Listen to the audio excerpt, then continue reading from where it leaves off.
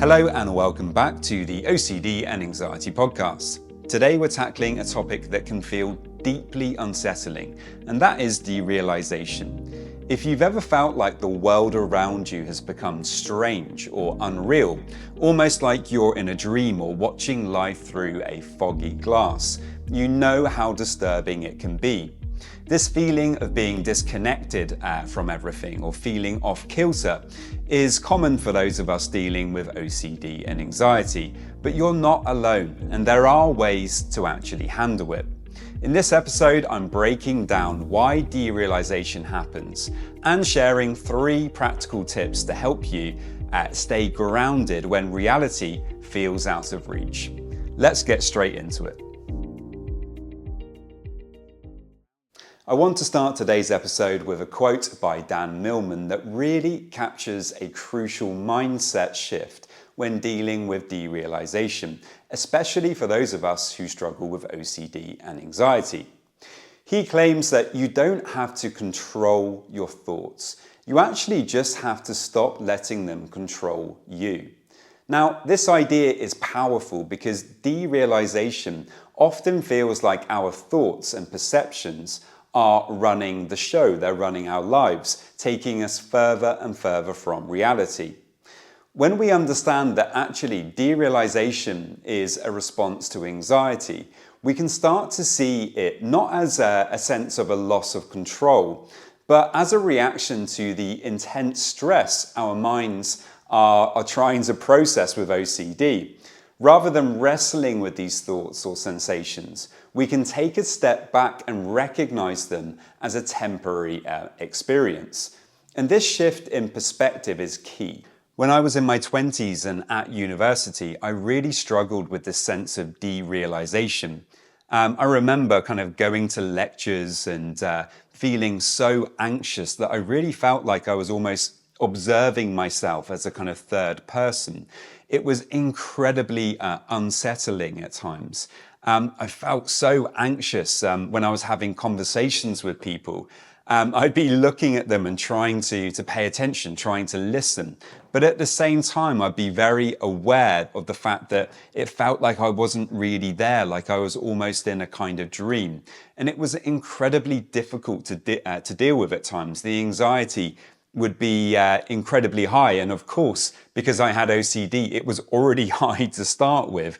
So with derealization, it's like kind of piling sand on top of more sand on top of more until you kind of feel like you can't move properly anymore. And this is one of the frustrating things with OCD is it's very good at coming up with ways at getting us feeling like we're stuck. Almost like we're weighted down by piles of sand and we can't move forward in our life. But actually, we can. And this is what this episode is all about. It's about trying to help you to realize that derealization is actually just a part of OCD that we can learn to manage like any other part of OCD. Derealization is a form of disassociation where the world around you feels almost unreal or strange, almost as if you're in a dream. People often describe it as feeling like there's a glass wall between themselves and reality.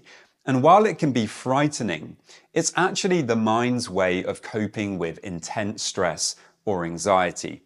In a way, it's a kind of protective mechanism that your brain temporarily disconnects to avoid feeling overwhelmed. And let's be honest, when we're struggling with OCD and anxiety, that can often be the case. OCD is something that is very hard to deal with. Oftentimes you can feel very, very high anxiety. And when you're doing that, your mind kind of wants to disassociate. It doesn't necessarily want to feel all of that anxiety. So as a way for you to kind of feel better in the short term, the mind might actually just create some kind of disassociation to make you feel that you're not quite there or like you're kind of in a dream. And that can kind of temporarily lower that anxiety. But of course, it feels very uncomfortable in the meantime. That being said, it is not something that is harmful, and this is the really important thing about it. when we're able to realize that actually, despite the fact that we might be having all of these strange sensations, we might be feeling very, very uncomfortable, the reality is that nothing is really going on. This is just a trick of the OCD, a trick of anxiety, trying to get you to believe that something is really, really wrong, when in reality, it's just that you're experiencing some difficult sensations. If you can bring acceptance to them and come back into the present moment, you will most probably be okay. So what can we do about derealization? You are most probably asking yourself. And there are things that we can do about it. And actually, in my own experience, the things that helped me were really learning how to be a bit more accepting and to actually try to be a bit more in the present when I was experiencing depersonalization. One tactic for this is to ground yourself with physical sensations. One of the most effective ways to combat derealization is through grounding techniques that focus on physical sensations. So try the 5, 4, 3, 2, 1 technique. See if you can identify 5 things that you can see, 4 things that you can touch, 3 things that you can hear, 2 things that you can smell, and 1 thing that you can taste. And what this does is it actually helps you to come back into the present moment. When we're struggling with derealization, we are not in the present. We are paying attention to those uncomfortable feelings and sensations. If we can use our senses to actually really pay attention to what's going on around us, to feel other sensations, to touch things, to focus on what we can hear, it can actually really anchor us into the present moment. Another strategy that I love is actually using deep breathing exercises to help to calm the nervous system. And breathing is something that I've really dived in deeply into through my exploration of the Wim Hof method, mindfulness and meditation. And it's something that I find to be incredibly helpful when it comes to OCD and anxiety. But this simple technique in particular can be really great when you're really wanting to have something to just calm you down in the short term. And what it involves is just spending 5 minutes doing very slow, deep breaths. And to do these breaths, what we do is we make sure that we're breathing in through the nose and we're breathing as low as possible down into the belly, up into the chest, and we're slowing the breath right down. So we're breathing in for about 5 or 6 seconds. However, you don't need to count. Sometimes when we count, when we do these exercises, it can make you feel more rigid, more anxious almost. So no need for counting here. We just breathe in for 5 or 6 seconds, breathing as low as possible into the belly, up into the chest. And then we breathe out for slightly longer on the exhale, breathing out for about 7 seconds. And we're breathing out through the mouth and we're just breathing out almost like a whistle, but very, very slowly. So we're breathing in through the nose. And then a nice long slow exhale through the mouth.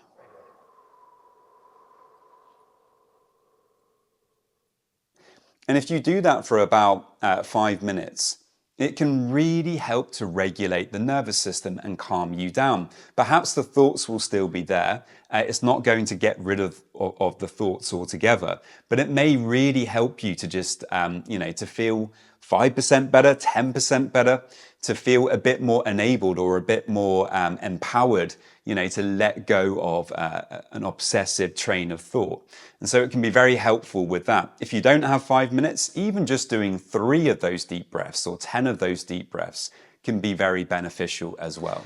And tip 3 is to realize that knowledge is power. Now that you know that derealization is actually a harmless thing, and it's just part of the process of your body dealing with intense anxiety, try to reassure yourself that this is just my mind's way of coping with stress.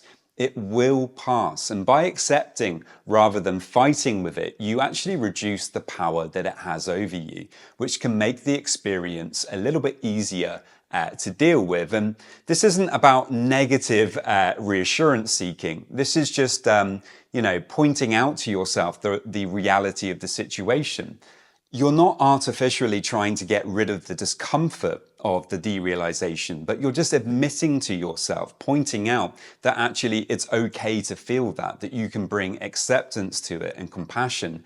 And when you do so, it's much more likely to move on. Derealization is something that can be incredibly difficult. But as we've been speaking about today, it's something that you can manage, like all aspects of OCD and anxiety. So thank you so much for watching today. I really hope that you found these tips helpful. And when derealization sets in, remember that there are things that you can do about it. If you did find this helpful, it would be amazing if you could subscribe and share with others who might benefit.